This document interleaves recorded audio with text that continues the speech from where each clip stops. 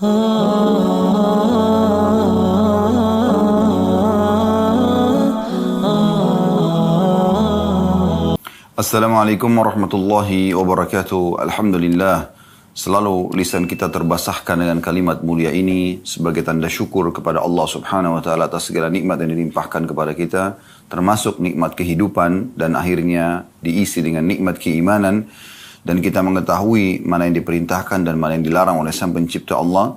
Selanjutnya kita juga panjatkan salam hormat kita, salawat dan taslim kepada utusan Allah Nabi besar Muhammad sallallahu alaihi wa ala alihi wa sahbihi wasallam, yang dengan jasa beliaulah kita memahami syariat Allah Subhanahu wa taala dan juga mengucapkan salam hormat kepada beliau dijadikan ibadah kepada Allah Subhanahu wa taala. Saudaraku seiman, pada kesempatan ini kita akan membahas sebuah topik yang sebenarnya nampaknya pendek, tapi ini adalah asas atau pondasi dasar dalam kehidupan kita, yaitu tujuan hidup. Saudaraku seiman, kita bisa buka bersama-sama di awal acara kita ini surah Az-Zariyat. Ini biar Al-Quran yang menjawab judul kita ini supaya lebih jelas, dan dari situ insya Allah kita akan jabarkan panjang lebar. Surah Az-Zariyat, surah nomor 51 di ayat 56-nya. Di situ Allah Subhanahu wa taala berfirman yang memberikan gambaran tentang judul ini, dan surah atau ayat inilah yang menyebabkan kami memilih juga judul ini. Allah berfirman, "Wa ma khalaqtul jinna wal insa illa liya'budun." Aku tidak ciptakan jin dan juga manusia kecuali untuk mengabdi, menyembah, patuh kepadaku. Jadi teman-teman sekalian, sebagai seorang muslim, kita sudah yakin tentang makna kalimat La ilaha illallah. Tiada Tuhan yang berhak disembah kecuali Allah. Artinya, teman-teman semua melihat, mengarahkan pandangan matanya ke langit, semua yang dijangkau oleh mata kita di sana, dari burung yang terbang, pergantian siang malam, hujan yang turun, awan, bintang-bintang, atau yang tidak terjangkau oleh mata kita. Mungkin kecanggihan teknologi manusia sampai di hari kita sekarang masih belum bisa menjangkau jenis-jenis bintang tertentu di langit sana. Jadi ada yang belum nampak gitu ya. Kemudian juga di bumi, apapun yang nampak, seperti misalnya yang nampak seperti manusia, kita sendiri ya, manusia ini sendiri. Dari beragam macam paras wajah, postur tubuh, kemudian bahasa, kebiasaan, ya, tradisi, dan populasi manusia. Interaksi satu sama yang lain di antara mereka. Kemudian juga tumbuh-tumbuhan, dari rumput yang kecil sampai pohon beringin yang besar, dengan beragam macam bentuknya, ya, sifat-sifatnya. Kemudian juga hewan-hewan dengan berbagai macam jenisnya nampak dengan jelas di depan mata kita, apalagi dengan teknologi yang ada sekarang.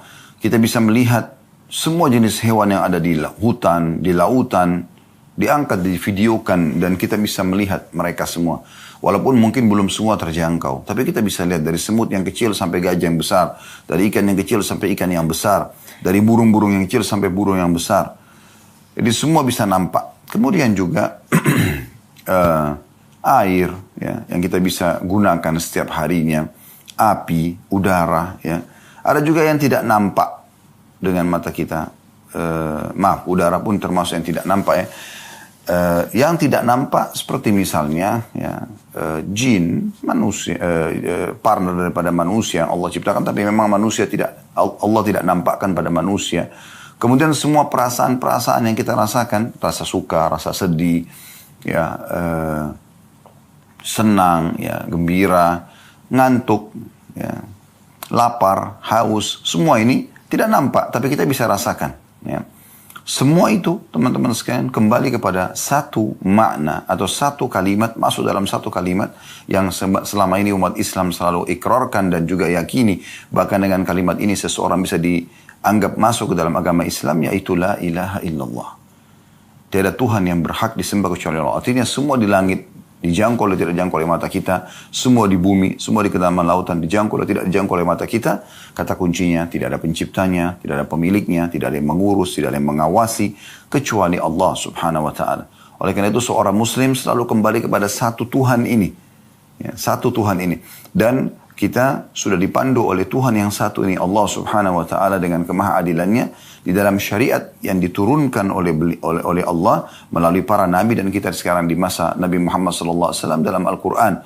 Sehingga dipandulah bagaimana kita mengenal Allah subhanahu wa ta'ala. Mayoritas ayat Al-Quran berbicara tentang pengenalan Allah subhanahu wa ta'ala dan juga apa yang Allah subhanahu wa ta'ala inginkan. Ya. Maka kita jadi tahu Allah perintahkan kita ada yang wajib sholat, zakat, puasa, kemudian haji, ya, bakti sama orang tua, gitu kan. Ini semua yang wajib-wajib dan disebutkan tentang keutamaannya. Orang kalau sholat dapat apa, orang kalau zakat dapat apa, ya, orang kalau haji dapat apa. Semua disebutkan bakti sama orang tua dapat apa. Begitu juga dengan amalan-amalan sunnah. Nah, amalan-amalan sunnah. Jadi sholat sunnah, puasa sunnah, semua ini dengan semua keutamaannya, gitu kan? Ada keutamaan-keutamaannya.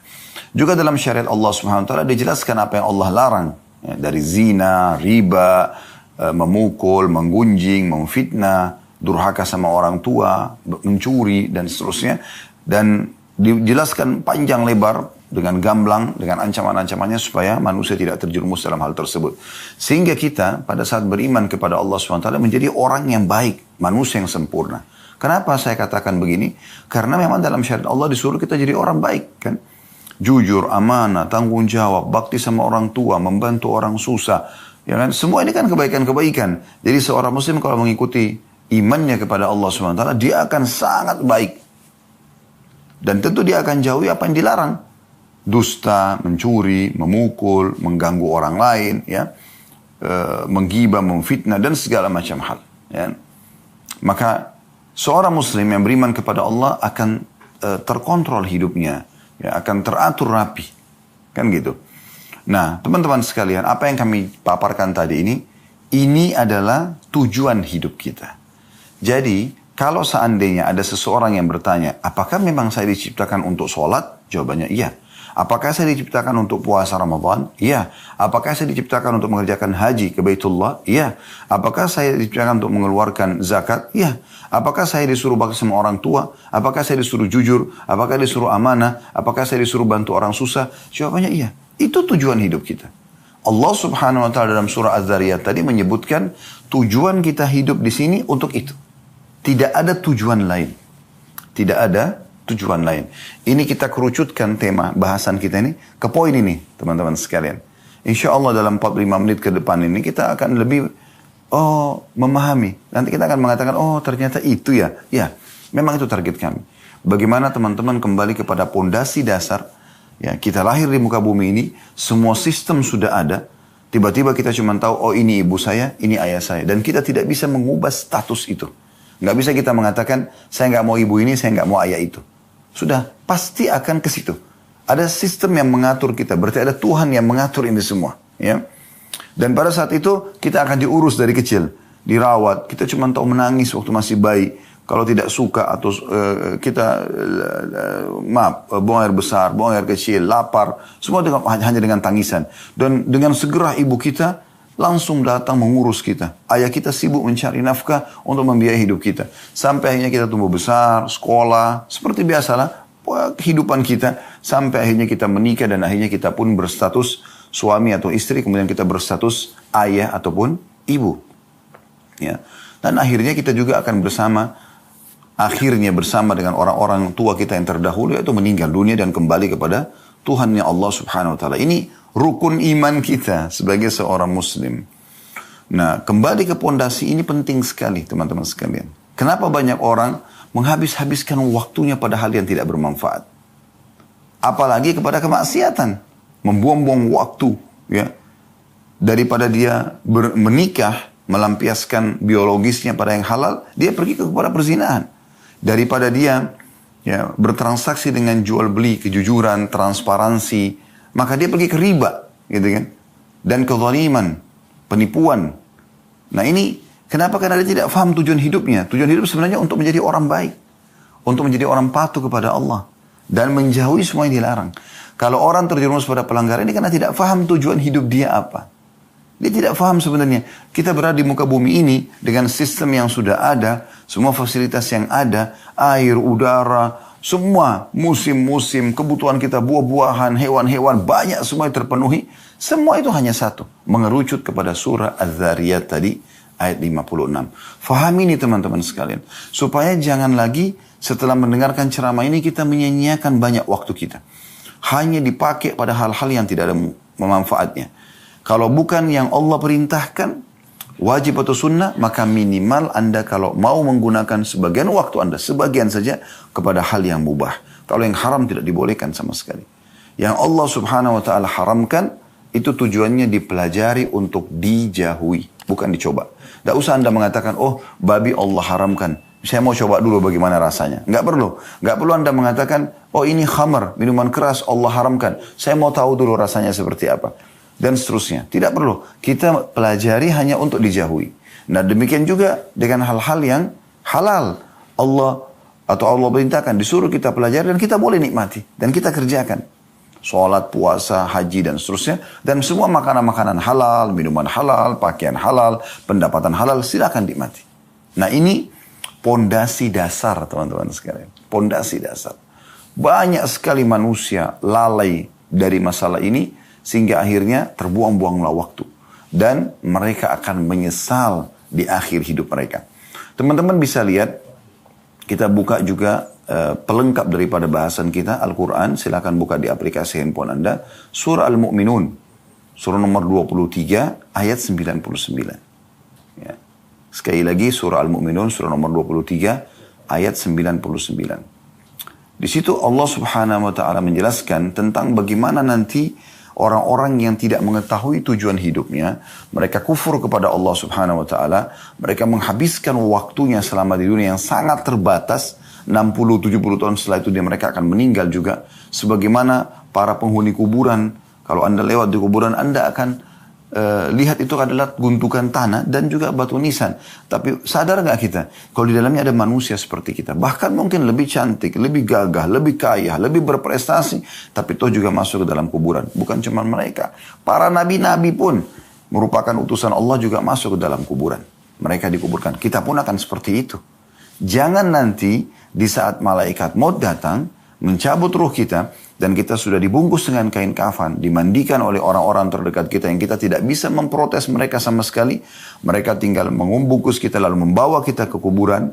Dan sesuai dengan sabda Nabi SAW, kalau anak Adam meninggal dunia akan ikut ke kuburan 3. Akan ikut keluarganya, akan ikut hartanya, dan akan ikut amalnya. Serta akan pulang 2. Yang pulang adalah keluarganya. Secinta-cinta Anda kepada suami, secinta-cinta Anda kepada istri, secinta-cinta Anda kepada anak, anak kepada orang tua, dan siapalah sahabat dengan sahabatnya, mereka paling lama di atas liang lahat itu setengah jam.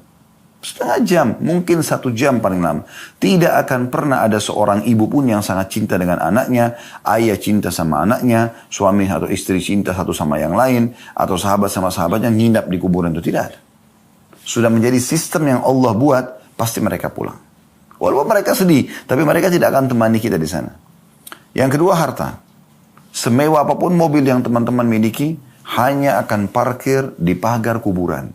Tidak akan masuk ke liang lahat. Juga kalau mobil Alphard Anda, Ferrari Anda dimasukkan ke liang lahat, mau diapakan? Mobil nggak dipakai di kuburan. Kan gitu. Maka semua ini akan pulang. Kerabat Anda akan beraktivitas mengisi sisa umur mereka, tinggal mereka lakukan isi dengan kebaikan atau keburukan, itu tergantung. Kemudian harta Anda akan dibagi menjadi warisan. Yang tinggal bersama Anda apa? Yang ketiga, yaitu amal. Nah yang selama ini teman-teman tidak fahami tujuan dari hidupnya, untuk sholat, untuk puasa, untuk segala macam, di saat itu mereka menyesal. Coba seandainya. Nah perhatikan tadi surah Al-Mu'minun kita bacakan, ya. Allah subhanahu wa ta'ala berfirman, qala rabbirji'un. Orang-orang nanti yang kafir, ya, yang kufur kepada Allah, orang-orang yang tidak pernah mengisi dengan amal saleh, ya, Mereka tidak tahu tujuan hidupnya, foya-foya saja. Tiap hari mabuk-mabukan, kumpul-kumpul, tidak ada manfaatnya. Tidak ada hasilnya, tidak ada detik-detik yang Allah berikan diisi dengan ibadah. Ya, yang merupakan tujuan dasar tadi surah Az-Zariyat. Dia mengatakan, Qala Rabbi rji'un. Ya Allah, kembalikan aku. Gitu kan. Mereka baru engah di saat malaikat maut sudah depan mata mereka sudah tinggal dicabut ruhnya, baru mereka mengatakan, wahai Tuhanku, kembalikan aku. Hati-hati teman-teman, jangan Anda menjadi orang yang disebutkan dalam surah Al-Mu'minun ini. Itu 99-nya. Ayat 100-nya Allah mengatakan, untuk apa mereka minta kembali? Apakah mereka mau kembali ke restoran favoritnya untuk makan makanan kesukaannya? Apakah mereka kembali untuk kumpul lagi dengan pasangan hidup dan anak-anaknya? Apakah mereka minta kembali untuk meeting bisnis yang miliaran? Apakah mereka kembali untuk mengatur sebuah program-program yang mungkin ya, atau mengaplikasikanlah program yang sudah mereka susun tapi belum sempat dijalankan? Tidak sama sekali. Ya. Mereka mengatakan, la'alli a'malu salihan fima tarakt. Semoga saja di saat engkau kembalikan aku, hai Tuhanku, ya, ke dunia, jangan mati dulu, gitu kan? Agar aku bisa beramal saleh, apa yang aku tinggalkan. Perhatikan, jadi ini tujuan hidup sebenarnya. Di saat kematian baru dia sadari. Ternyata kumpul-kumpul sama keluarga, ya, meeting segala macam, ini pelengkap, ini warna hidup. Tapi tujuan dasarnya adalah mengabdi kepada Allah. Dia berharap kembali ke dunia untuk beramal saleh yang dulu dia sia-siakan. Lalu kata Allah apa? Kalla. Innaha kalimatun huwa qailuha. Nggak mungkin, kata Allah. Itu hanya perkataan yang terucapkan di lisan. Wa min waraihim barzahun ila yaumi yub'atsun. Dan di belakang mereka ada barzakh, kehidupan barzakh. Ada dinding pemisah antara mereka dengan dunia. Mereka nggak bisa lagi. Nggak ada lagi kuburan terbuka, orang yang mati bisa keluar beraktivitas lagi seperti kita, nggak ada lagi. Ya. Dan tidak ada itu yang sering digambarkan, maaf, di sinetron-sinetron kita, sebagian sinetron pocong bisa keluar, kuburan terbuka, lalu mengganggu orang atau keluar. Itu tidak ada lagi. Mustahil. Kalau itu terjadi, maka mungkin setiap kita akan diketuk rumahnya oleh orang tua yang sudah meninggal. Man. Atau tetangganya. Tapi tidak ada dalam Islam semua itu. Itu perusakan akidah yang harus diluruskan, ya. Jadi teman-teman sekalian, orang baru menyadari di saat dia meninggal, oh ternyata ini tujuan saya hidup. Ya. Sekarang saya kasih contoh rasional. Kalau teman-teman, misal kita anggap di titik ini, tiba-tiba ada malaikat maut di depan mata kita. Dan itu pasti terjadi, demi Allah akan terjadi teman-teman. Saya bukan menakut-nakuti, tapi kita pasti akan begitu. Saya atau Anda lebih dulu, kita semua sedang menuju ke liang lahat kita. Di saat malaikat maut itu datang, antara Anda sama malaikat maut itu, saya saja di ruangan ini, di studio ini, bisa tiba-tiba lihat malaikat maut. Anda semua tidak tahu. Kan begitu orang kalau mau meninggal, kan tidak ada yang bisa lihat malaikat maut. Allah hijab matanya, tidak bisa dia lihat. Tapi tiba-tiba, seperkasa apapun ya orang itu, sepintar apapun dia, sekaya apapun dia, pada saat itu hitungan detik dia akan meninggal. Ruhnya dicabut, selesai. Itu fakta. Gitu kan? Pastikan. Sebagaimana Allah sebutkan dalam surah Al-Imran, kullu nafsin za'iqatul maut, semua jiwa pasti akan mati. Tidak mungkin tidak gitu. Nah, di saat Anda menghadapi kematian tersebut, ya, malaikat maut misalnya menyampaikan kepada Anda, wahai fulan, Allah masih memberikan sekarang kamu kesempatan setengah jam. Setelah itu saya akan cabut ruh kamu. Kira-kira teman-teman, saya ingin tanya, coba bayangkan ini. Saya mau tanya, kalau setengah jam itu Allah berikan kesempatan, apa yang akan Anda lakukan? Saya kembali mengingatkan tadi apa yang saya ulangi. Apakah Anda akan cari lagi makanan favorit Anda yang setiap hari Anda sibuk mencari restoran makanan favorit tersebut? Padahal sebenarnya seorang muslim, makan yang ada, syukuri yang ada, kan gitu. Walaupun boleh, bukan tidak boleh kita mencari makanan kesukaan kita. Tapi jangan berlebihan teman-teman. Ada orang kadang-kadang untuk mengejar kuliner aja sampai sekian jam naik mobil. 3 jam, 4 jam gitu kan. Hanya untuk mengejar sebuah kuliner. Kalau kita kebetulan ke sana, makan. Nggak masalah. Nikmatin yang halal. Allah bolehkan itu. Tapi habiskan waktu dalam keseharian pada hal-hal yang tidak diperlukan untuk apa? Toh juga makanan itu rasanya di mana? Di ujung lidah. Anda bisa rasakan, oh ini sambal, oh ini rendang, oh ini ayam, oh ini nasi. Di ujung lidah. Kalau sudah lewat sepertiga jari kita, ini kan ada garis-garis ini. Sepertiga jari ini, ke tenggorokan, kira-kira teman-teman, Anda masih bisa nggak membedakan mana ayam, mana rendang tadi, mana sambal, mana nasi? Udah nggak bisa. Dia masuk ke tubuh selesai. Berarti makanan itu cuma di ujung lidah kan? Silakan nikmati. Tapi jangan berlebihan. Karena Allah bolehkan kita makan dan minum. Yang penting halal dan thayyibah. Dibolehkan oleh Allah dan juga thayyibah. Tapi sesuai dengan kebutuhan. Makanya Nabi SAW mengatakan, wahai anak Adam, makanlah sesuatu yang bisa menopang tulang belakangmu agar engkau bisa berdiri, bisa beraktivitas. Jangan berlebihan. Dan kita tahu juga secara medis kita dilarang makan terlalu berlebihan. Kan begitu? Itu contohnya. Tapi memang ada batasannya teman-teman. Allah kasih kita batasan. Seenak apapun makanan itu. Misal kita suka sekali nasi goreng tertentu atau apalah nasi campur. Apalah kira-kira makanan yang kita suka. Berapa banyak kita bisa makan? Sepiring, dua piring itu sudah kenyangnya luar biasa. Ya. Terus selesai habis itu. Sekarang pakaian misalnya. Berapa lembar Anda bisa pakai? Selembar, 2 lembar. Sebanyak apapun pakaian Anda miliki. Apakah Anda bisa pakai semuanya sekaligus? Gak bisa. Ada batasannya kan? Kalau Anda pakai 5 lapis baju sekalian, orang tertawain Anda. Di musim dingin pun, orang mungkin pakai baju kaos, 1 baju luar, dan 1 lagi baju. Mungkin 3 lembar itu pun di saat tertentu, di musim dingin yang sangat gitu. Tapi kalau kita di Indonesia nih, mau pakai berapa lembar baju? 1 baju kaos, 1 baju luar, selesai. Ini gak bisa kita pakai banyak-banyak. Itu juga sepatu. Anda punya sepatu sampai 40 sepatu, 30 sepatu. Untuk apa gitu? Oh, Anda pakai 1, 2. Kecuali memang untuk kebutuhannya ya. Misalnya ada untuk olahraga, ada untuk aktivitas, ada untuk ini. Bisa 3, 4, mungkin 5 orang. Tapi ada orang subhanallah punya koleksi sepatu. Baru sekarang banyak. Harganya mahal-mahal. Ya mungkin kalau digabungin bisa bangun 1 masjid buat amal soleh dia.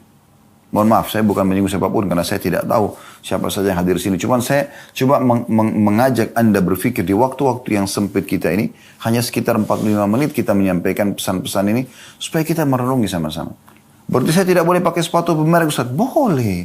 Boleh, tapi jangan berlebihan. Saya tidak boleh makan makanan enak Ustaz? Boleh, cari restoran terbaik, tapi jangan berlebihan. Gitu. Boleh, saya tidak boleh pakai pakaian yang bermerek? Boleh, tapi jangan berlebihan. Jangan menjadikan target utama. Contoh misal, pecinta-pecinta dunia ini, kalau dia mau makan di satu restoran. Lalu kebetulan dia pergi ke sana, tutup restorannya. Kecewanya luar biasa, sampai menjadi bahan cerita mungkin seminggu dengan teman-temannya. Kenapa akhi dan ukhti? Hanya karena tidak bisa makan di situ? Baik, nanti kita bisa makan. Oh, saya kemarin ke restoran sana tuh nggak dapat, tutup, sayang bener. Loh kenapa? Mau beli baju, ternyata bajunya habis, kehabisan stok. Oh, itu baju merek, bagus gini, saya mau... Akhi dan ukhti, mudahkan kehidupanmu. Bukan itu tujuan utama. Tujuan hidup bukan itu. Justru kamu harus merasa sedih di saat kamu tidak sempat sholat subuh, tidak sempat sholat duhur, asar, maghrib, isya, atau telat dari waktunya. Karena sholat kan harus tepat waktu, tepat gerakan, dan tepat bacaan. Kan ini 3 khusyuk ini. Ya. Ada yang luput di sini, Anda sedih. Ini wajar Anda sedih. Bayangkan teman-teman, Nabi SAW mengatakan, rak'atai fajr khairu minad dunya wa ma fiha. 2 rakaat sholat sunnah fajr lebih baik daripada dunia dan seluruh isinya. Coba, itu nilai. Kenapa Nabi SAW mengatakan lebih baik daripada dunia dan seluruh isinya? Karena memang itu yang kita butuhkan di kuburan kita. Itu yang kita butuhkan di akhirat kita. Semua ini dunia cuma pernak-perniknya. Kan gitu. Maka jangan berlebihan. Jangan keluar dari tujuan hidup kita yang sebenarnya. Ya. Lalai. Bahkan ada orang disayangkan sekali sudah sampai pada umur tua pun. Di atas 40 tahun itu sudah harus ada peringatan-peringatan yang luar biasa. Itu masih saja lalai. Bahkan ada yang baru terjerumus ke dalam banyak pelanggaran di umur-umur seperti ini. Padahal sebenarnya mereka harus, ini sudah waktu warning ini, peringatan di sini. Gak bisa lagi kita macam-macam. Ya. Udah harus kita sadari kesalahan-kesalahan masa lalu. Kita mohon ampun kepada Allah. Kembali kepada Allah SWT. Tidak boleh disia-siakan, tidak boleh salah dalam masalah seperti ini.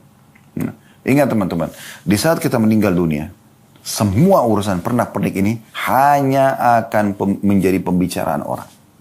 Dan itu pun hitungan hari. Misal orang mengatakan, oh itu bajunya dia. Yang dulu kita kejar-kejar tuh. Oh itu bajunya si fulana atau fulana. Oh itu sepatunya. Oh itu tasnya. Oh itu mobilnya. Oh itu rumahnya. Oh itu anaknya. Oh itu suaminya. Oh itu istrinya. Oh itu orang tuanya. Oh itu tetangganya. Setelah itu selesai. Apa manfaatnya buat orang yang sudah meninggal? Gak ada. Kenangan saja. Yang selama ini kita jor-joran, saling bersaing, sombong-sombongan, ya. Itu ternyata cuma jadi kenangan. Setelah itu akan dipakai oleh orang lain.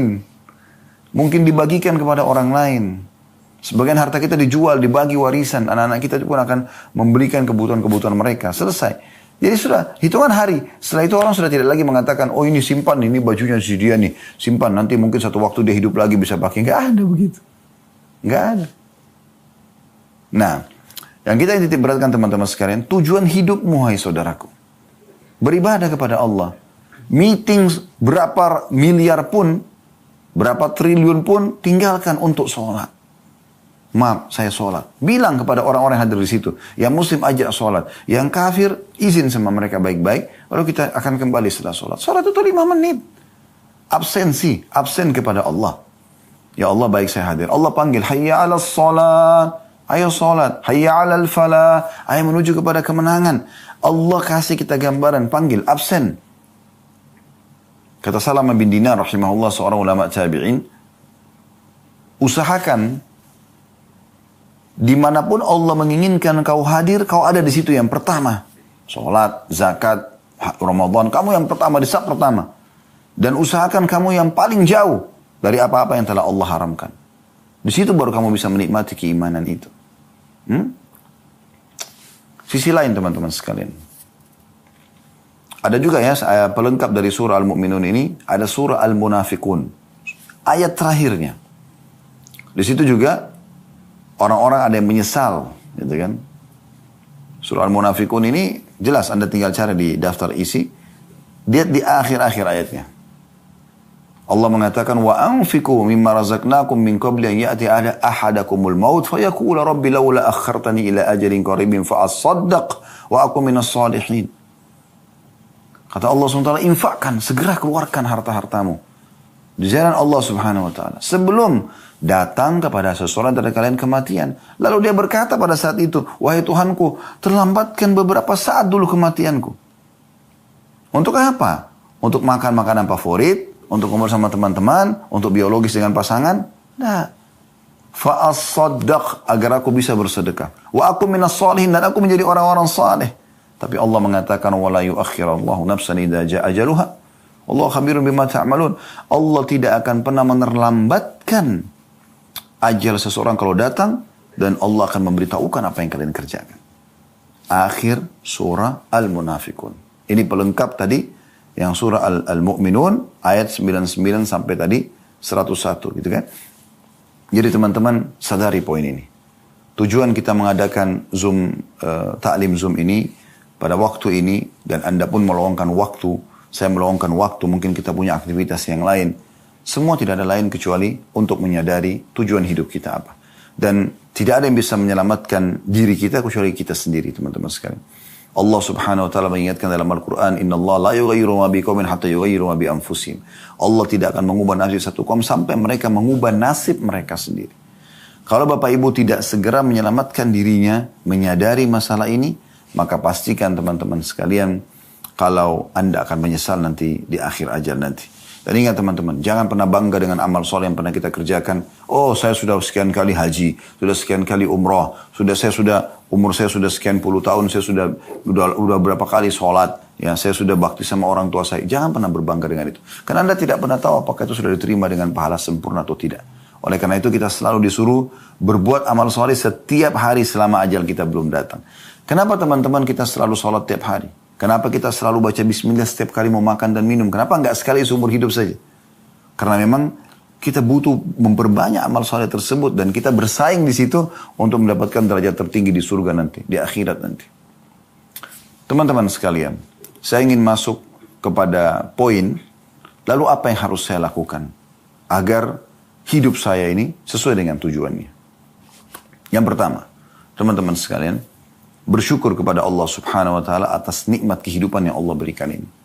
Dan syukur caranya adalah dengan menggunakan nikmat kehidupan ini pada ketaatan kepada Allah. Nah itu bentuk syukur. Dan tidak masuk akal teman-teman sekalian orang yang bersyukur kepada Allah dia gunakan untuk bermaksiat. Kan gitu. Anda kalau diberikan kebaikan, ada jasa dari seseorang yang lain, tidak masuk akal kalau Anda balas dengan kejahatan kan. Harusnya Anda balas dengan kebaikan. Ya, Anda berterima kasih pada dia, Anda memuji-muji dia, Anda membalas mungkin ya dengan kebaikan-kebaikan. Nah, tanpa menyamakan Allah dengan makhluknya, kita harusnya begitu. Tanda syukur kita kepada Allah harusnya kita gunakan di atas ketaatan kepada Allah Subhanahu wa taala.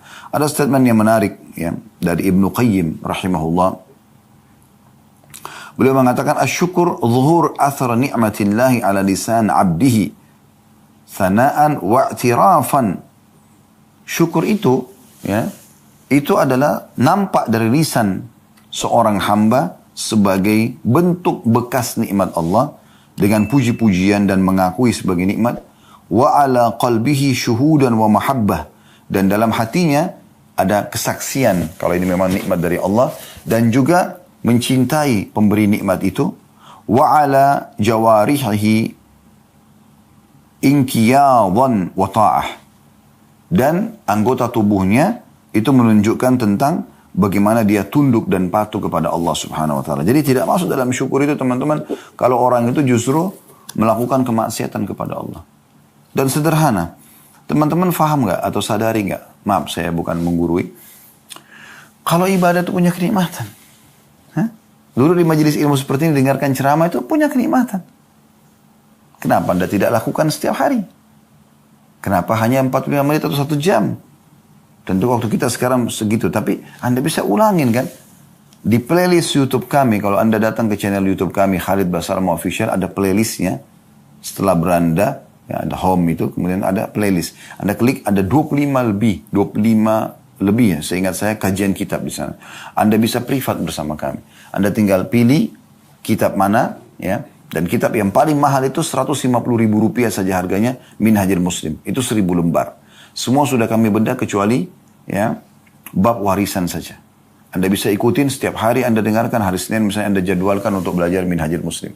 Hari Selasa Anda ingin belajar hadis, ada Sahih Targhib Tarhib, ada Riyadhus Shalihin, ada Sahih Hadis Qudsi. Ada banyak pilihannya ya. Ada Bulughul Maram, itu fikih hadis ya. Kemudian juga hari Rabu misalnya Anda mau belajar ya, dosa-dosa besar, ada Al-Kabair. Sudah 140 lebih dosa-dosa besar yang kita sudah bahas gitu kan. Dari durhaka sama orang tua, berbuat syirik, membunuh, berzina, riba dan seterusnya. Banyak di situ Anda bisa dengarkan. Kurikulumkan sehingga nanti Senin depan Anda cuma kembali kepada Minhajul Muslim. Hari Selasa Anda cuma kembali kepada kajian kitab hadis. Ya, Selasa depan. Hari Rabu Anda cuma mendengarkan dosa-dosa besar. Hari Kamis misalnya Anda mau belajar masalah rumah tangga. Kami ada bedah buku mahkota pengantin. Ada juga bedah buku lanjutannya begini dan mendidik anak dalam Islam. Kemudian hari Jumat misalnya Anda ingin mendengarkan sejarah Nabi. Ada 40 sekian, 50 sekian episode ya. Seingat saya. Kemudian juga ada serial-serial sahabat ya. Ada 40 lebih juga sahabat, biografi mereka, perbuatan amal-amal mereka, supaya kita mudah contohin gitu petuah-petuah mereka dan seterusnya. Misalnya hari Sabtunya misalnya Anda ingin belajar tentang contoh misalnya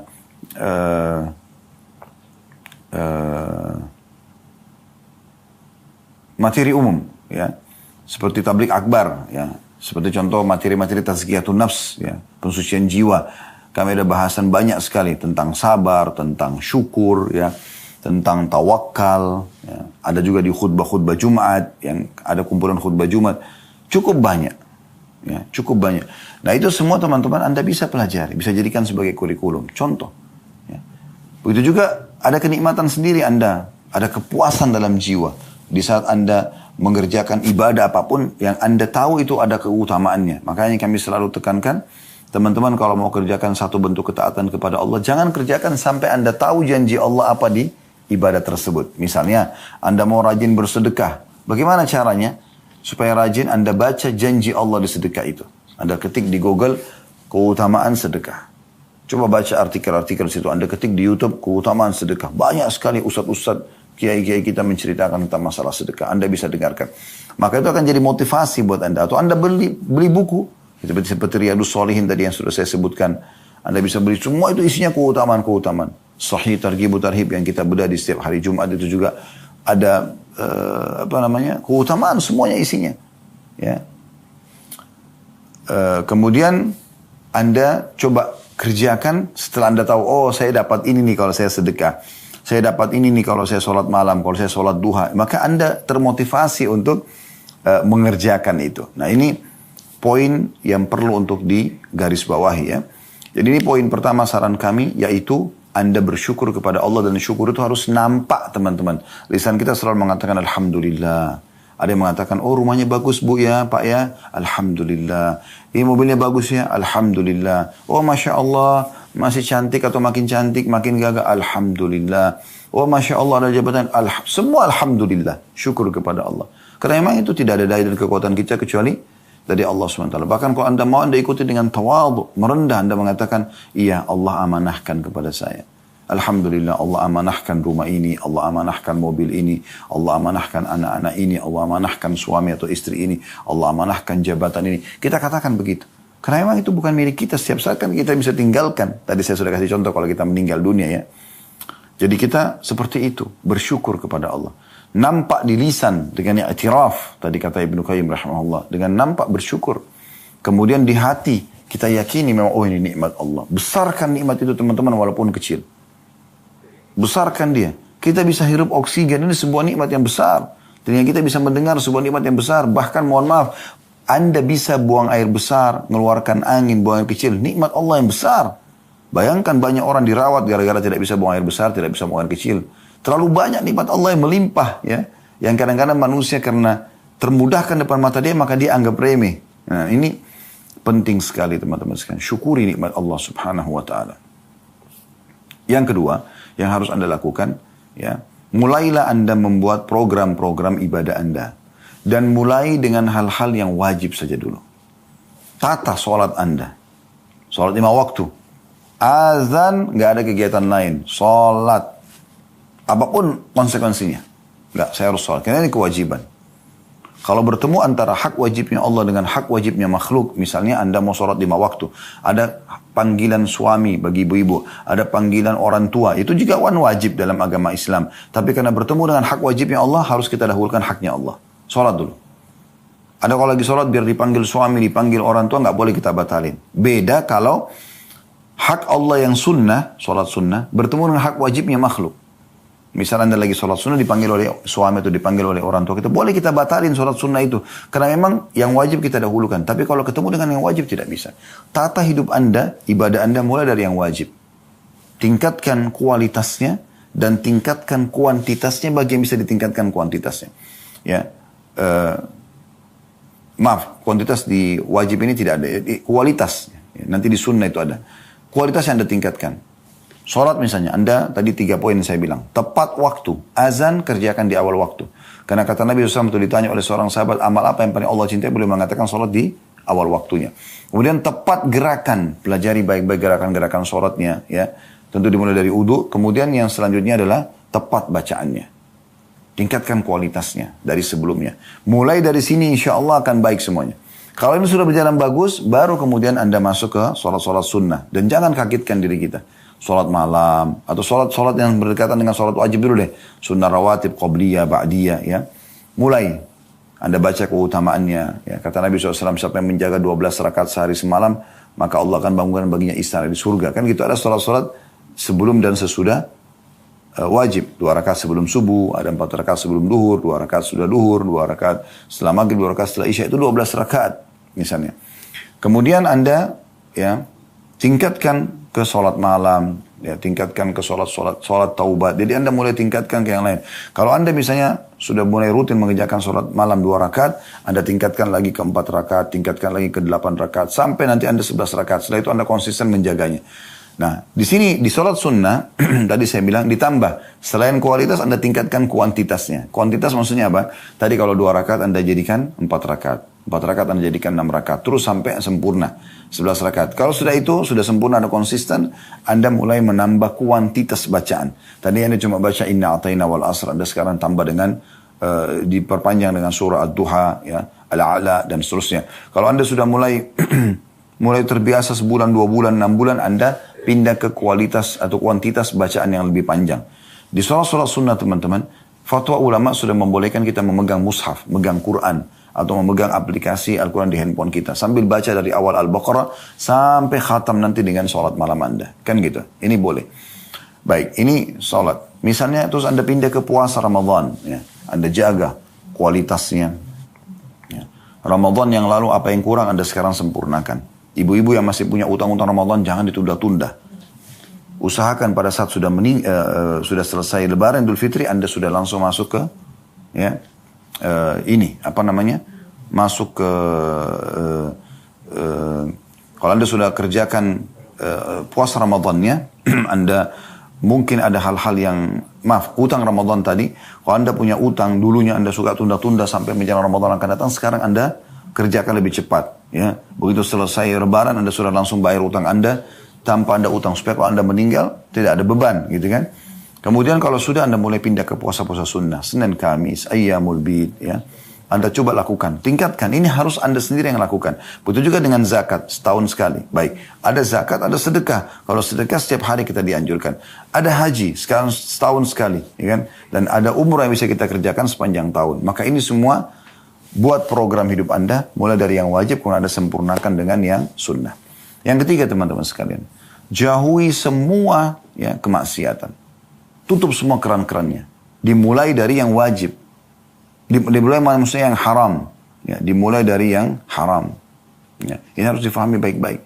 Jadi, apapun yang haram Anda tinggalkan. Tidak boleh sama sekali Anda biarkan pintu terbuka. Masa lalu biarkan berlalu. Setelah taklim ini tidak boleh lagi. Begitu juga nanti kalau sudah Anda maksimal meninggalkan yang haram, Anda pindah ke yang makruh. Makruh pun jangan dikerjakan. Karena memang kedua hal ini dilarang dalam agama, walaupun makruh tidak berdosa kalau dikerjakan, tapi tinggalkan. Minum berdiri, makan berdiri, kan itu semua makruh hukumnya.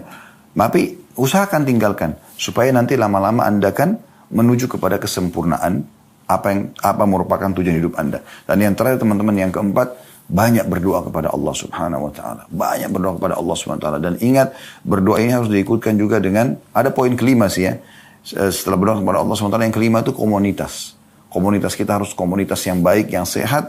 Karena kalau kita berteman dengan 10 orang yang jauh dari agama, kita akan terpengaruh. Kita berteman dengan 10 orang penghafal Quran, kita juga akan terpengaruh. Jadi hati-hati. Hati-hati sekali. Kata Nabi SAW, Al-maru ala dini khalili. Seseorang sesuai dengan agama temannya atau lingkungannya. Falyandur ahadukum ila man yukhalil. Maka harus kalian melihat siapa yang kalian jadikan sebagai teman kalian. Jadi pilihlah teman-teman yang bisa memberikan kita motivasi untuk selalu beriman kepada Allah di dunia, beramal soleh, bersaing dalam masalah itu, dan di akhirat dia bisa memberikan syafaatnya. Bukan justru orang di dunia menyesatkan kita, di akhirat malah bisa menarik kita ke api neraka. Wa na'udzubillah. Semoga bermanfaat dan semoga Allah SWT menyatukan kita di surga Firdausnya tanpa hisab sebagaimana disatukan dalam majelis ilmu yang mulia ini. Dan kalau ada benar pasti dari Allah Subhanahu wa taala, kalau salah dari saya teman-teman sekalian mohon dimaafkan. Subhanakallahumma bihamdika asyhadu an la ilaha illa anta astaghfiruka